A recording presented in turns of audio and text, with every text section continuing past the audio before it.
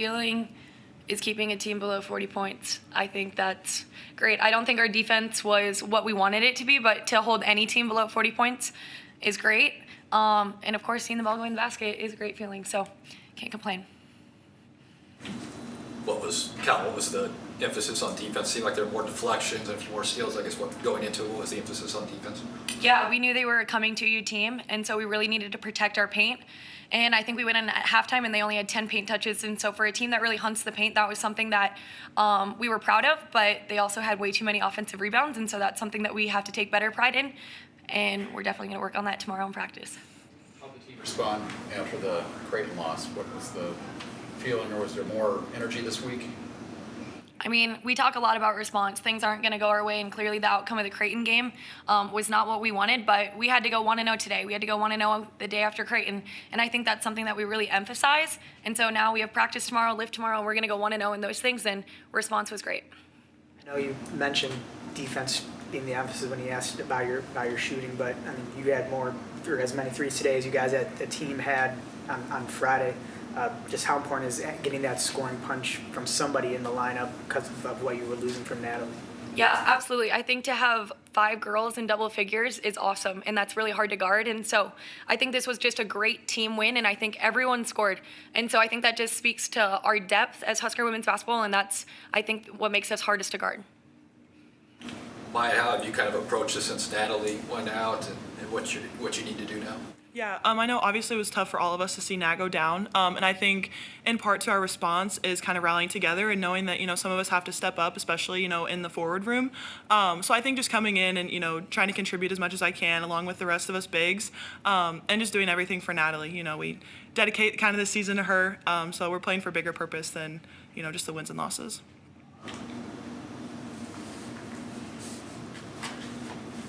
Calvin, do you think there were things that led to better looks from three-pointers than Creighton, or just going in? I think a little bit. We played with better pace. I think we struggled to get off the ball at Creighton, and we knew that UMKC was going to present the same challenge. And so I think that's something we really worked on in practice and just not being punked. And I think we made strides in the right direction with that tonight.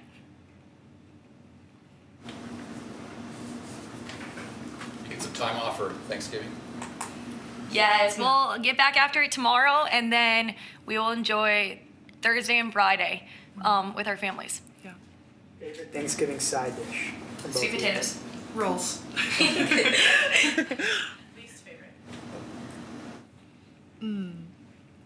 I would say for me probably like dressing or like stuffing. Okay. Yeah, I just honestly I've never really had it. It just doesn't look the most appetizing. So we'll just say that. I just really like food, so I don't think I have one. You don't have one? Interesting. Yeah. Sorry. Large palate. Well, I respect it. Okay, thank you. All right, anything else? Okay. Thank you. Happy Thanksgiving. See you guys.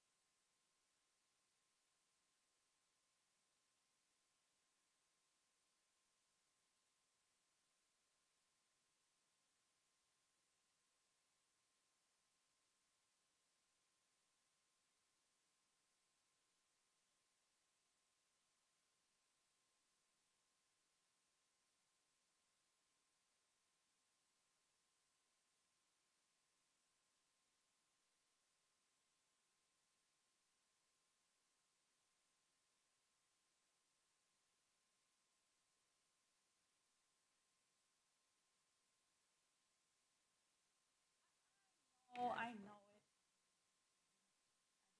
Change. All right, we'll wrap things up with Coach Williams. Coach, would like to make an opening statement and then take questions. Yeah, well, we're excited to bounce back with a win and head into this little Thanksgiving break. It's a kind of a unique thing for our team to not be playing in a Thanksgiving tournament. So to have a day or two off here for our kids to enjoy their families and each other, and excited to be heading into that little break with a win.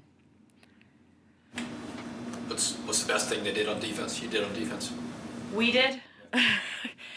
I thought that early in the game, we were really making it our goal to kind of keep them out of the lane with their penetration and use our voices to kind of seal gaps and let each other know where we were at to give some support help. And I thought we did a pretty decent job of that early in the game.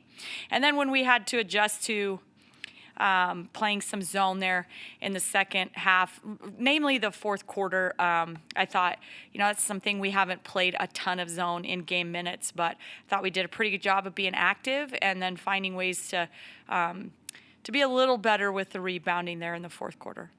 How much can you gauge, I guess, the improvements on defense when you're playing against a team that's struggled to shoot as much as they have all season?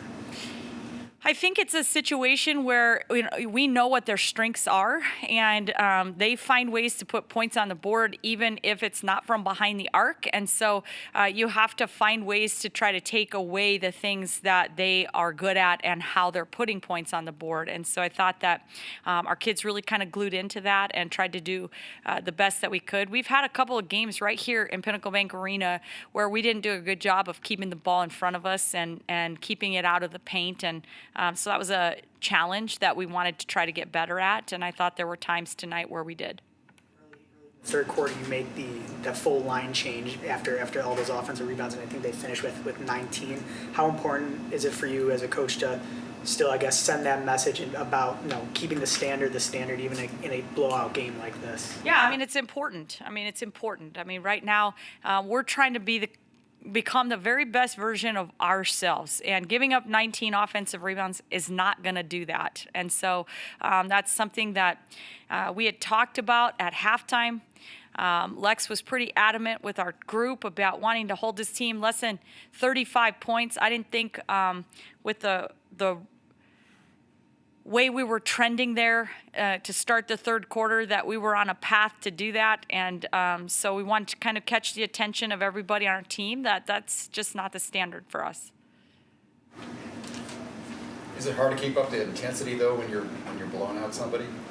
I don't really look at it that way. I feel like, this group, we've talked a lot about, we want to go 1-0 in almost everything that we're doing. And if that's in the weight room tomorrow morning, that's not going to be an easy thing to bounce back after today, a game tonight, and go into the weight room tomorrow. But we've got to find a way to win that weight room session. And that's how we're approaching every possession of every game, is how can we go 1-0 on this possession? And if you're going to be worried about what the scoreboard says one way or the other, if you're up or if you're down or if you're whatever, you are losing your focus on what needs to happen right now on this possession for us to go 1-0. Do you think the team responded pretty well to the Creighton loss? They practiced pretty well this last few days. I think that there was some highs and lows. I think that we had some people that really responded and bounced back, and some others that maybe struggled a little bit to kind of go over that. I think that part of that has to do with a loss. Part of that has to do with the loss of Natalie, too, and just still trying to figure out how to rise up for this team and where can I make an impact? And I think we're still figuring that out. We're probably still going to be figuring that out for a little while here, but I'm excited about the fact that everybody on this team is motivated to want to rise up for her and for this group and for this team. And we've seen a lot of people in watching one-on-one film with our staff, in getting extra shots up, trying to put in extra work because they want to find a way to impact things for us. What went into the decision not to do a Thanksgiving or a holiday tournament this year? Just because I know a lot of coaches want to do that because you get that NCAA tournament feel and type, I guess, experience early in the season to prepare for March, April? Yeah, when it really boiled down to it, we knew that we were going to be making this trip to LA to play UCLA and USC in this season. And so I think adding that type of a 5-day road trip with a couple of really quality opponents coming in with the new Big Ten opponents kind of had something to do with it. Is we knew what that would do for our schedule and net and just travel in and of itself to have another 5-day trip that we would be planning. So that I think was one reason why we really felt comfortable being able to build our non-conference schedule the way we did.